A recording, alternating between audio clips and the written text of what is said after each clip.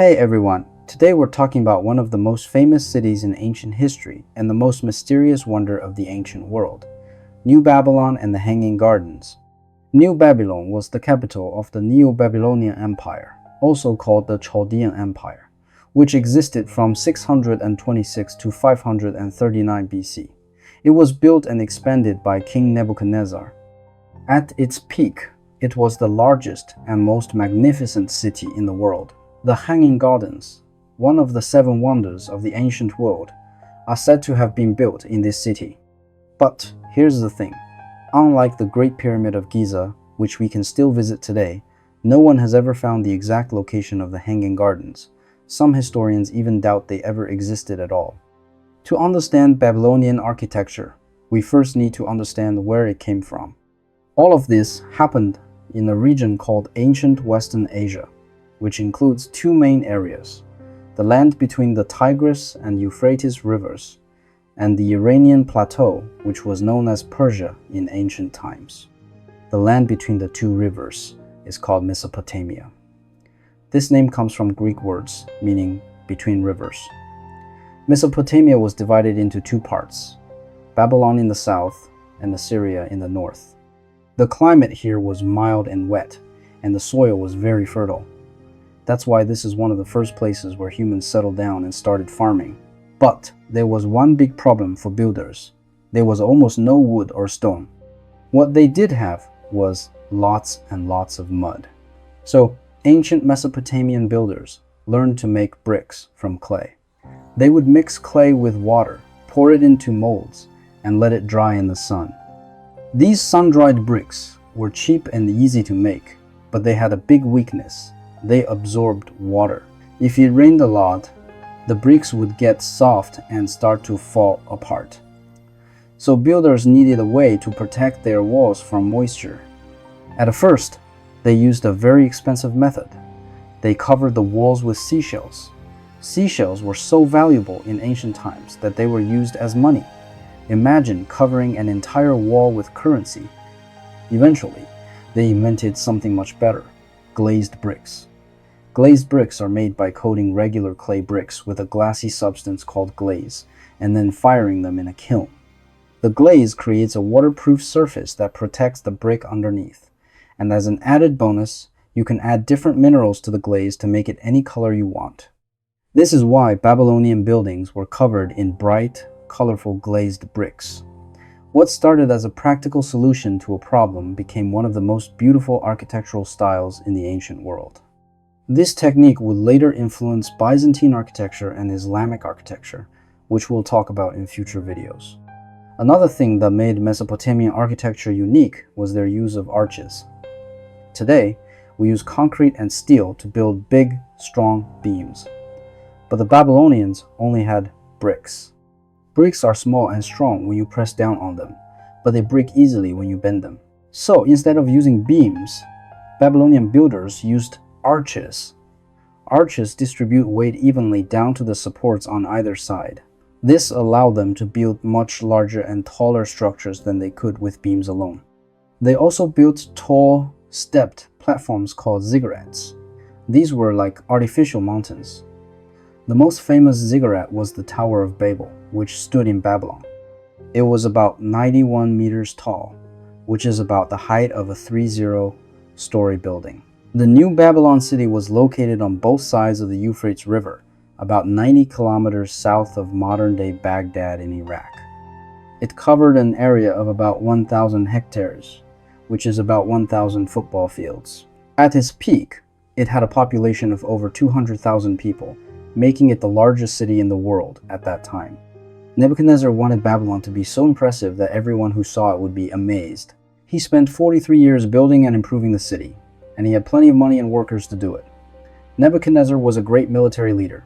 He conquered many neighboring countries and brought back huge amounts of treasure and thousands of prisoners of war. These prisoners included the Jews, who were captured when Nebuchadnezzar destroyed Jerusalem in 586 BC. This event is known as the Babylonian captivity. The Jews were forced to work on building projects in Babylon. They wrote about their suffering in the Bible, which is why Nebuchadnezzar is often described as an evil king in Western culture. But from an architectural point of view, there's no denying that he built something extraordinary. Babylon was protected by one of the most impressive defense systems ever built. The city had 3 layers of walls. The outermost wall was about 13 kilometers long. In some places, it was 8 meters thick. That's thick enough for 4 chariots to drive side by side on top of it. Every 44 meters along the wall, there was a tower. In total, there were more than 300 towers. Outside the walls, there was a wide moat filled with water from the Euphrates River. If an enemy attacked, the Babylonians could open floodgates and drown the land around the city. The city had 8 main gates, each named after a god or goddess from Babylonian mythology. The most famous and most beautiful of these was the Ishtar Gate, located on the north side of the city. Ishtar was the Babylonian goddess of love and war. The gate was built in 575 BC and was dedicated to her. It was about 14 meters tall and had 4 towers connected by arched passageways. The entire surface of the gate was covered in deep blue glazed bricks, which were made to look like lapis lazuli, a very rare and expensive blue stone. Embedded in the bricks were about 575 animal reliefs, bulls representing the storm god Adad, dragons representing the chief god Marduk, and lions representing Ishtar herself. When the sun hit the gate, the blue bricks would glow, and the golden animals would seem to come alive. It must have been an incredible sight for anyone entering the city. Today, almost nothing remains of the Ishtar Gate at its original site. Most of it was taken apart and moved to Germany in the early 1900s. You can now see it in the Pergamon Museum in Berlin. It's the only complete building from ancient Babylon that still exists today. Now we come to the most famous part, the Hanging Gardens. They are one of the 7 wonders of the ancient world.